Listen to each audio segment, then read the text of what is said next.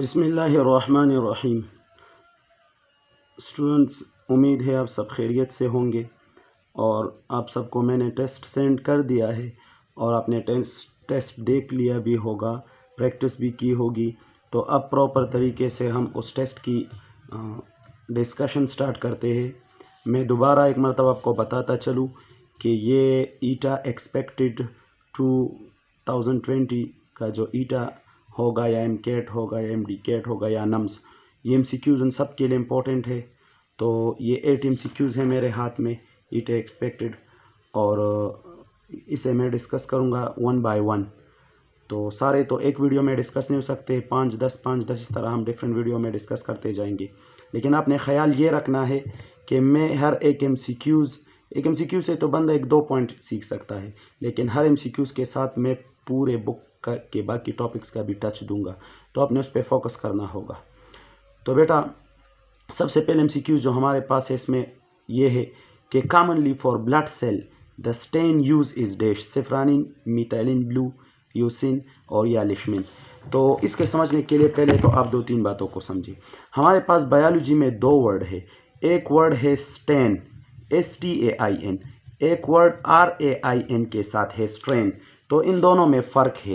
ये जो stand STAIN यहाँ पर हमने MCQs में पढ़ा, ये स्टेन तो हम डाई को कहते हैं, यानी कलर को कहते हैं। और ये क्या है, जब भी हम कोई सेलुलर या कोई सेल या सेल ऑर्गेनेल को हम देखना चाहते हैं माइक्रोस्कोप के नीचे, तो उसको हम डिफरेंट डाइज और डिफरेंट स्टेन उसके लिए यूज़ करते हैं, तो फिर आसानी से वो नज़र आ जाते हैं। इसकी मैं आपको एक मिसाल देता हूँ। आपने ब्लड सेल का नाम तो सुना होगा, ब्लड सेल में फिर आपने सुना होगा उसमें RBC होते हैं और WBC होते हैं और प्लेटलेट्स होते हैं। RBC, WBC और प्लेटलेट्स। आपने ये भी सुना होगा RBC are called erythrocyte, WBC are called leucocyte और platelets are called thrombocyte. Platelets को थ्रोम्बोसाइट इसलिए कहते हैं कि ये थ्रोम्बोसिस में हेल्प करता है, ब्लड क्लॉटिंग में। RBC को एरिथ्रोसाइट इसलिए कहते हैं कि एरिथ्रोरेट को कहते हैं और ये रेड ब्लड सेल है। WBC को लीकोसाइट, ये कलरलेस है। फिर आपने सुना होगा WBC के 2 बेसिक टाइप है। एक को हम कहते हैं ग्रेनेलोसाइट, वो सेल जिसके अंदर छोटे छोटे ग्रेन्यूल्स होते हैं, दैट आर कॉल्ड ग्रेनेलोसाइट। दूसरा काइंड WBC का है एक ग्रेनेलोसाइट, वो WBC जिसके अंदर ग्रेन्यूल्स नहीं होते। ग्रेनेलोसाइट के फर्दर 3 टाइप्स होते हैं, बासोफिल, एसिनोफिल और न्यूट्रोफिल। बासोफिल, एसिनोफिल और न्यूट्रोफिल। तो आज आपको बता दूं, इसको ये जो बासोफिल कहा गया है इसलिए कि ये बेसिक स्टेन एब्जॉर्ब करता है। याद रखें, मुख्तलिफ सेलों की अपनी चाहत होती है। कुछ सेल एसिडिक स्टेन को एब्जॉर्ब कर लेते हैं और कुछ बेसिक स्टेन को और कुछ न्यूट्रल स्टेन को एब्जॉर्ब कर लेते हैं। तो आप लोग के पास कुछ एसिडिक स्टेन को एब्जॉर्ब करते हैं, तो इसिनोफिल ने एसिडिक स्टेन को एब्जॉर्ब किया, इस वजह से इसका नाम इसिनोफिल हुआ। बेसोफिल ने बेसिक स्टेन को एब्जॉर्ब किया, इस वजह से इसका नाम बेसोफिल। और न्यूट्रोफिल ने न्यूट्रल स्टेन को एब्जॉर्ब किया, इस वजह से इसका नाम न्यूट्रल स्टेन। ये जो आप पढ़ते हैं बैक्टीरिया में कि ये ग्राम पॉजिटिव बैक्टीरिया है और ये ग्राम नेगेटिव बैक्टीरिया है, तो पॉजिटिव और नेगेटिव की बात तो मैं बाद में करूँगा। इसे ये ग्राम बैक्टीरिया कहना ये इस बुनियाद पे है कि ग्राम एक साइंटिस्ट था 1884 में, गालिबन उसने स्टेन तैयार किए, डाई तैयार किया। तो वो जब बैक्टीरिया पे उस बैक्टीरिया को उस डाई के साथ ट्रीट करता, तो यानी उसके साथ मिक्स करता, तो बैक्टीरिया एब्जॉर्ब कर लेता था। आपके पास 2 बैक्टीरिया थे, एक बैक्टीरिया पे जब ग्राम स्टेनिंग डाला गया तो उसने एब्जॉर्ब किया, दूसरे बैक्टीरिया पे जब वो ग्राम स्टेनिंग डाला गया तो उसने भी एब्जॉर्ब किया। हाँ, फ़र्क सिर्फ इतना था, एक बैक्टीरिया ने एब्जॉर्ब किया, दूसरे ने भी एब्जॉर्ब किया। जब उस पहले वाले बैक्टीरिया को, बैक्टीरिया नंबर 1 और ये है 2, पहले वाले बैक्टीरिया को जब उसने ग्राम स्टेन एब्जॉर्ब किया, उसके बाद जब उसे अल्कोहल के साथ वॉश किया गया तो उसका जो ग्राम स्टेन था वो रिमूव हुआ, यानी उसने बेवफाई शो की। सबसे पहले ये देखिए ग्राम ने उसे गिफ्ट दिया तो गिफ्ट तो उसने एक्सेप्ट किया। कल जब घर से वापस आया वो बैक्टीरिया तो उसने गिफ्ट उसके मुंह पे मार दिया यानी वापस कर दिया। तो ये एक नेगेटिव बिहेवियर था। तो इस वजह से इस बैक्टीरिया को हमने ग्राम नेगेटिव बैक्टीरिया कहा, जिसने ग्राम स्टेनिंग तो एब्जॉर्ब किया लेकिन बाद में अल्कोहल के साथ जब वॉश किया गया तो वो रिमूव हुआ। तो ये ग्राम नेगेटिव बैक्टीरिया। दूसरी तरफ जो बैक्टीरिया था उसने ग्राम स्टेन तो एब्जॉर्ब किया, जब उसको अल्कोहल के साथ वॉश किया गया तो तब भी वो ग्राम स्टेन रिमूव न हुआ। तो उसने एक पॉजिटिव रिस्पॉन्स शो किया रिमूव न होना। तो इस वजह से हमने उसे ग्राम पॉजिटिव बैक्टीरिया कहा। मैं एग्जाम्पल दे सकता हूँ आपके बुक के मुताबिक, आउट ऑफ कोर्स नहीं जाऊँगा, जो आपको मेडिकल कॉलेज के टेस्ट में फ़ायदा दे। ग्राम नेगेटिव बैक्टीरिया का एक एग्जाम्पल आप ले सकते हैं विब्रो कोलेरा। विब्रो कोलेरा आप सबको पता होगा, ये कोलेरा काज करता है, हैज़ा जिसे हम कहते हैं। दूसरा आपको पता होगा Salmonella typhi. Salmonella typhi bacteria जो टाइफाइड काज करता है, ये भी ग्राम नेगेटिव बैक्टीरिया है। सेल्मोनेला टाइफी पे एक दूसरे तरीके से भी एमसीक्यूज आ चुका है कि सेल्मोनेला टाइफी उसका शेप क्या होगा, ये राउंड होगा या आप लोग के पास रॉड शेप होगा या ये कॉमा शेप। तो ये रॉड शेप है, एक ये रॉड शेप है। एक दूसरा बैक्टीरिया याद रखिए जिसका नाम है क्लस्ट्रीडियम टेटेनाई या टेटिनी। क्लस्ट्रीडियम टेटिनी जो बैक्टीरिया है जो टेटेनस काज करता है, मसल से रिलेटेड डिजीज़ है, जिसमें वो हम डिटेल में फिर कहीं पर डिस्कस कर लेंगे, ठीक है। तो ये क्लस्ट्रीडियम टेटिनी बैक्टीरिया, इस क्लस्ट्रीडियम टेटिनी पे अगर मैं डिस्कशन करना चाहूँ तो आपके ज़हन में एक सवाल होगा कि सर आपने तो अपना असल एमसीक्यूज छोड़ दिया, दूसरी तरफ चले गई। तो यही तो मेरा मकसद है कि एक पॉइंट को लेकर मैं आपको सारी बायोलॉजी के इम्पोर्टेंट पॉइंट बताऊं। इसी को तो कहते हैं चेन स्टडी, और ईटा के लिए सबसे इम्पोर्टेंट यही चीज़ है। अब देखना एक वर्ड उठाकर मैं कितनी ज़्यादा पॉइंट एक्सप्लेन कर रहा हूँ। अगर मैं क्लस्ट्रीडियम टेटिनी बैक्टीरिया को उठाऊँ तो उस पर ईटा में कितने एमसीक्यूज आने के चांसेस है। तो सबसे पहले तो ये है कि ये ग्राम पॉजिटिव बैक्टीरिया है। क्या है? ग्राम पॉजिटिव बैक्टीरिया। तो आपको अपने ग्राम नेगेटिव की बात की ना, वो तो मैंने सेल्मोनेला टाइफी और कोलेरा ग्राम नेगेटिव बैक्टीरिया है। अब जब रॉड शेप की बात की तो rod shape gram negative Salmonella typhi है, सेल्मोनेला टाइफी या टाइफोसा, ये ग्राम नेगेटिव रॉड शेप है। और क्लस्ट्रीडियम टेटिनाई ये ग्राम पॉजिटिव रॉड शेप है। तो क्लस्ट्रीडियम टेटिनी जो आप लोग के पास है ये ग्राम पॉजिटिव बैक्टीरिया है।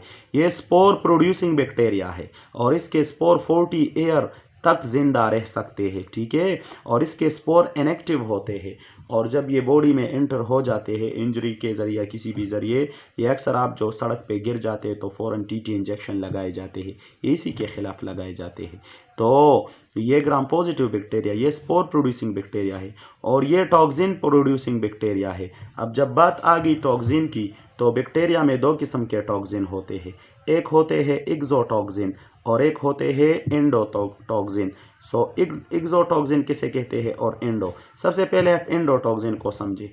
एंडोटॉक्सिन जब हम बच्चों से पूछते हैं एंडोटॉक्सिन किसे कहते हैं तो वो कहते हैं सर एंडोटॉक्सिन जो इनसाइड सिक्रीट हो। वो यार हमारे स्टूडेंट तो आमतौर पे बस वर्ड को देखकर बताते हैं, एंडो इनसाइड नहीं बेटा। एंडोटॉक्सिन किसे कहते हैं? जब कोई gram negative bacteria after the lysis of gram negative bacteria their cell wall part acts as a toxin. जब ग्राम नेगेटिव बैक्टीरिया की लाइसिस हो जाती है तो उसके सेल वॉल के पार्ट्स उनमें स्पेशल टाइप ऑफ केमिकल होते हैं that call LPS lipopolysaccharide. Gram negative bacteria के सेल वॉल में आप लोग के पास लिपोपॉलीसेकाराइड होते हैं। After the lysis of gram negative bacteria their cell wall parts acts as a toxin that are called endotoxin. और एक्सोटॉक्सिन अक्सर ग्राम पॉजिटिव बैक्टीरिया अपने लाइफ टाइम के दौरान ही सिक्रीट करते हैं।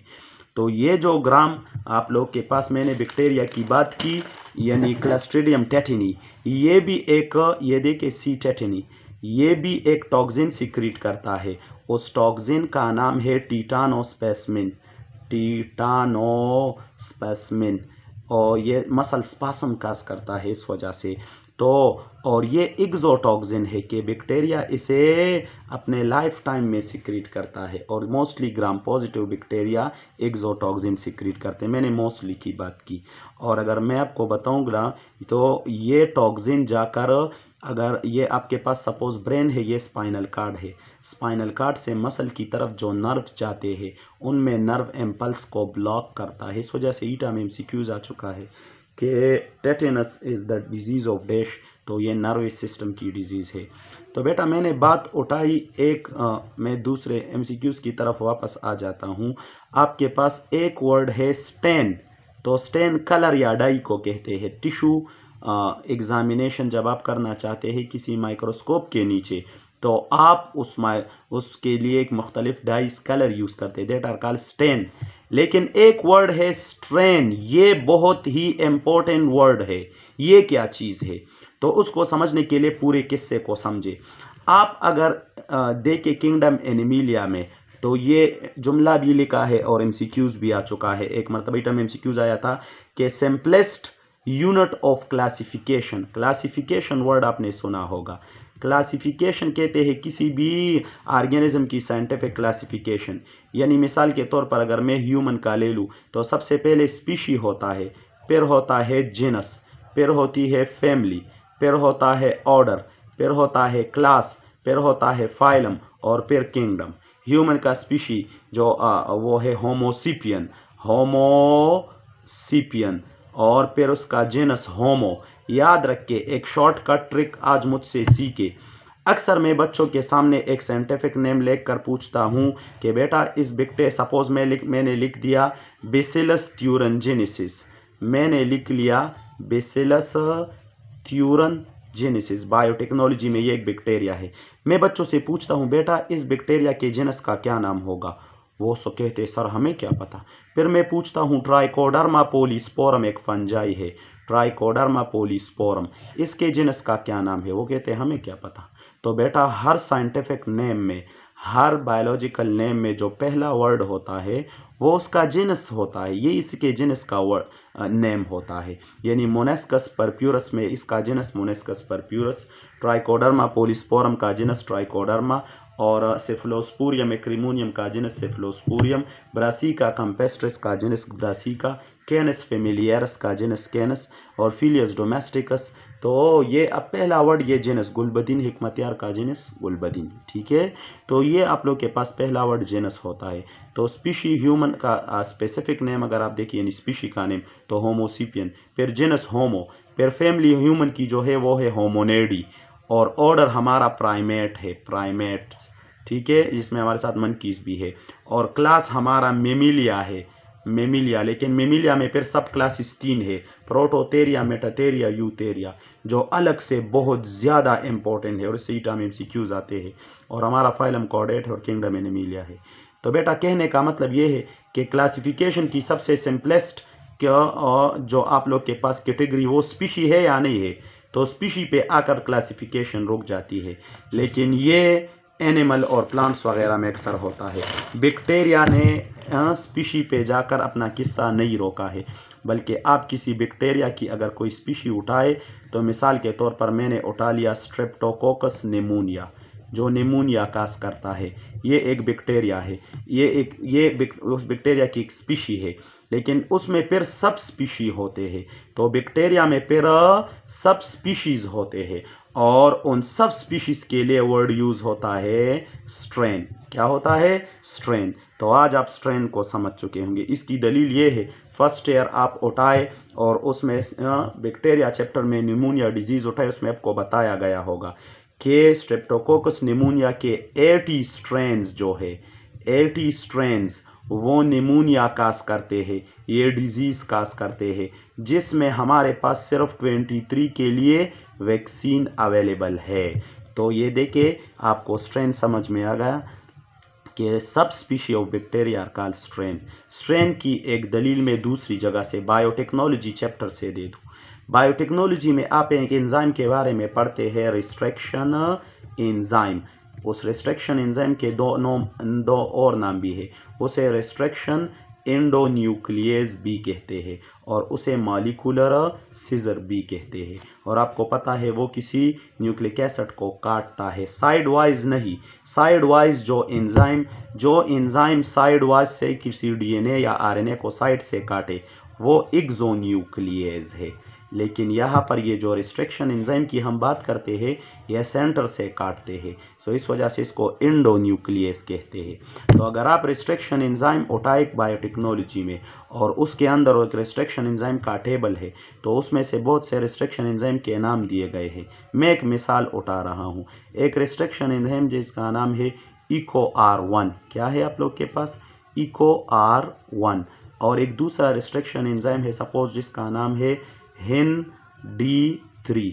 तो ये रिस्ट्रिक्शन एंजाइम को ये नाम क्यों दिए गए हैं, तो इको इसलिए कि ये जिस बैक्टीरिया से उठाया गया है इको वहाँ का नाम है, तो ई एस्चेरिशिया कोलाई से उठाया गया है इस वजह से इको लिखा गया है। हिन को हिन क्यों लिखा गया है, तो हिन उठाया गया है हीमोफिलस इन्फ्लुएंजा से, इस वजह से इसको हिंद कहा गया। फिर ये तो हो गए, चलो ये आर का मतलब क्या है, तो अक्सर बच्चे मुझे कहते हैं आर मीन रिस्ट्रिक्शन एंजाइम, तो मैं उनसे पूछता हूँ कि फिर इस डी का मतलब डिस्ट्रक्शन एंजाइम होगा, तो आर का मतलब रिस्ट्रिक्शन एंजाइम नहीं बल्कि आर का मतलब ये है कि ई कोलाई के एक कोई एक स्ट्रेन तो नहीं है ना, इसके तो बहुत से स्ट्रेन्स है। तो मैंने तो ये एंजाइम साइंटिस्ट ने ये ई कोलाई से हासिल किया है, लेकिन कौन से ई कोलाई के कौन से स्ट्रेन से हासिल किया है, तो ये आर या ये डी आपको उस बैक्टीरिया का फिर स्ट्रेन बता रहा है। मिसाल के तौर पर कोई आपसे पूछे अपने ये गाड़ी कहाँ से ली है, तो आप कहो ये मैंने पठान से ली है, तो कौन से पठान से, तो वो आप कहोगे पिशावर में पठान, पिशावर में कहाँ से, तो किस इलाके में से, किस उसका नाम पता पूरा बताना होगा ना। तो अगर रिस्ट्रिक्शन एंजाइम आप किसी बैक्टीरिया से हासिल करेंगे तो उस बैक्टीरिया का प्रॉपर पता तो आप बताएंगे ना, ठीक है। तो इस वजह से इको बैक्टीरिया है, आर स्ट्रेन है और डी स्ट्रेन है। फिर ये 1, 2 और 3 क्यों दिया गया, किसी भी एंजाइम के साथ 1 होते किसी के साथ 2, तो देखिए अगर एक ही बैक्टीरिया है और उससे एक मरतबा आपने एक रिस्ट्रिक्शन एंजाइम हासिल कर लिया, फिर कुछ दिनों बाद उससे दूसरा हासिल कर लिया, तो आप इनके दरमियान, इन दोनों एंजाइम के दरमियान डिफरेंशिएशन कैसे करेंगे, तो पहले को आप इको R1 सपोज कहे, दूसरे को आप इको R2, या पहले को HIN-D1 कहे, 1, 2 और 3 on the basis of discovery है, जो पहले डिस्कवर। मिसाल के तौर पर एक बाप है जिसका बेटा है और उस बाप की 4 बीवियाँ है, और वो जाकर अपने बेटे से कहता है कि बेटा जाओ और अपनी अम्मी से कहो कि वो जो मैंने चीज़ें संभाल के रखी है तो वो मुझे दे दे, अम्मी से कहो। तो अब उनकी अम्मी तो 4 है, तो बच्चा ये भी नहीं कह सकता कि कौन सी वाली अम्मी, तो उसके सामने नाम तो नहीं लिया जा सकता, अदब के ख़िलाफ़ है, तो उसका अब्बू मजबूरन कहेगा अम्मी नंबर 1 या अम्मी नंबर 2 या अम्मी नंबर 3 या 4। So all these numbering are on the basis of discovery. जो पहले जिस अम्मी ने पहले आकर उसकी बाप की ज़िंदगी को बर्बाद किया है उसका नाम पहले नंबर 1 वो होगी, जिसने और ज़्यादा बर्बाद किए वो नंबर 2 होगी, और जिसने और तो फिर 3, और इस तरह फाइनली वो 4, ठीक है। तो ये नंबरिंग इस बुनियाद पे है। तो उम्मीद है कि आप इस छोटे से वीडियो क्लिप में आप ये समझे होंगे कि स्ट्रेन और स्ट्रेन के दरमियान क्या फ़र्क है। अब उस MCQs की तरफ आ जाते हैं। तो हमारे पास इस MCQs में करेक्ट आंसर जो ब्लड सेल के लिए है वो लेशमैन स्ट्रेन है, ठीक है। ये बाकी आप लोग के पास कुछ न्यूक्लियस वगैरह कुछ और के लिए यूज़ होते हैं। तो बेटा उम्मीद है आप इस छोटे से क्लिप में आपने कुछ ना कुछ पॉइंट समझे होंगे। बेटा हमारे इन छोटे छोटे क्लिप्स का मतलब इसका मकसद सिर्फ यही है कि आपको एहसास दिलाए कि ये पॉइंट भी करना है। बैक्टीरिया चैप्टर अब इस मेरे 5-10 मिनट के इस क्लिप से आपको ये फ़ायदा ज़रूर होगा कि आप कहोगे ओह बैक्टीरिया चैप्टर में भी हमारी कमी है, आप कहोगे ओह वैक्सीन भी पढ़ना है और बायोटेक्नोलॉजी भी तो ज़रूरी है, और फिर आप कहोगी कि ब्लड सेल के बारे में भी तो हमें इंफॉर्मेशन नहीं है। अच्छा एनीमिलिया में क्लासिफिकेशन का मुझे पता नहीं था कि हमारा फाइलम कौन सा है, बेसिलस thuringiensis क्या करता है, ट्राइकोडर्मा पॉलीस्पोरम क्या, और ब्लड एक्सोटॉक्सिन और एंडोटॉक्सिन के दरमियान फ़र्क क्या है। अच्छा बेसिक फ़र्क ग्राम पॉजिटिव ग्राम नेगेटिव में क्या है। तो मेरे इस छोटे छोटे क्लिप्स का मकसद सिर्फ़ और सिर्फ आप लोगों को ये एहसास दिलाना है कि आप लोगों से कहाँ कहाँ पर गलती हो रही है। और आपने इसे कवर करना होगा। तो आज मैंने सिर्फ एक MCQs पे ये 20 मिनट बात की। तो इस तरह अगर हम इस 80 MCQs को डिटेल में डिस्कस करेंगे तो उम्मीद है कि आपकी सारी बायोलॉजी इससे क्लियर हो जाएगी। तो इंशाल्लाह आप अपनी मेहनत करते रहे, हमसे जितना होगा हम आपके लिए वो करते रहेंगे। Thank you so much.